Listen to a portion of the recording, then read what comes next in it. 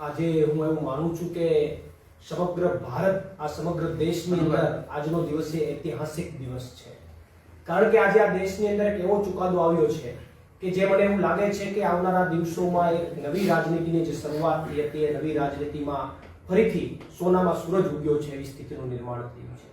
માનનીય અરવિંદ કેજરીવાલજી અને માનનીય મનીષ સિસોદિયાજી જે ભારતની અંદર એક નવી રાજનીતિ લઈને આવ્યા, શિક્ષણની રાજનીતિ, આરોગ્યની રાજનીતિ, અને ઘણા બધા લોકો એમની સાથે જોડાયા, ભ્રષ્ટાચાર મુક્ત શાસનની રાજનીતિ, ત્યારે ભાજપે એમની ઉપર ખોટા શરાબ નીતિની અંદર આક્ષેપો લગાવી અને એમની ઇમેજને ડાઉન કરવા માટે અને એમને તોડવા માટેના જે પ્રયત્નો કર્યા, એમની અંદર માનનીય અરવિંદ કેજરીવાલજી એ 6 મહિના સુધી પોતે મુખ્યમંત્રી હોવા છતાં 6 મહિના સુધી અને માનનીય મનીષ સિસોદિયા ઉપમુખ્યમંત્રી હોવા છતાં 1.5 વર્ષ સુધી જેલવાસ ભોગવવો પડ્યો, તમામ રીતે ડેમેજ કર્યા, ઈડી સીબીઆઈ નો દુરુપયોગ થયો. પરંતુ આજે માનનીય ન્યાયાધીશે આ બંને નેતાઓને, આ દેશના એક એવા વ્યક્તિત્વ કે જેની ઉપર આખા દેશને નજર મંડરાયેલી હતી, બંનેને નિર્દોષ જાહેર કર્યા છે.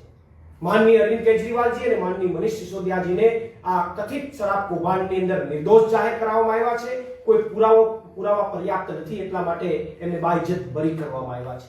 મને એવું લાગે છે કે હીરાને ગમે તેટલા ઘસો તો એ વધારે સડકાટ આપે છે, એમ અહીંયા હીરાને ઘસવાનો પ્રયત્ન થયો પણ અત્યારે સડકાટ આપીને બહાર આવ્યા છે.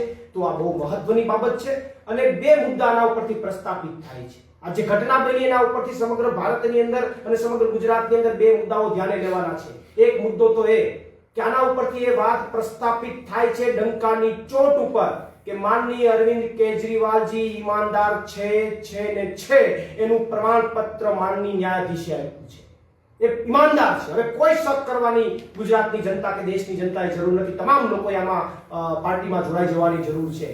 અને બીજો મેસેજ એ ગયો છે કે આ સત્તાધારી ભાજપ એ ક્યાંક અને ક્યાંક સત્તાનો દુરુપયોગ કરી, ઈડી સીબીઆઈ નો દુરુપયોગ કરી અને સારા માણસોને જે દેશ માટે કંઈક કરવા માંગે છે, આ દેશના હિત માટે કંઈક કરવા માંગે છે, એને તોડવા માટેનું કામ કરી રહી છે.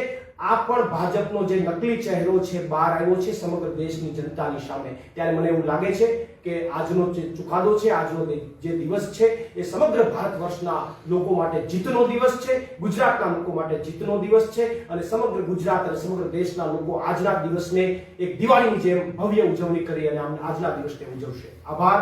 પ્રવીણ રામ, પ્રદેશ સંગઠન અધ્યક્ષ, આમ આદમી પાર્ટી.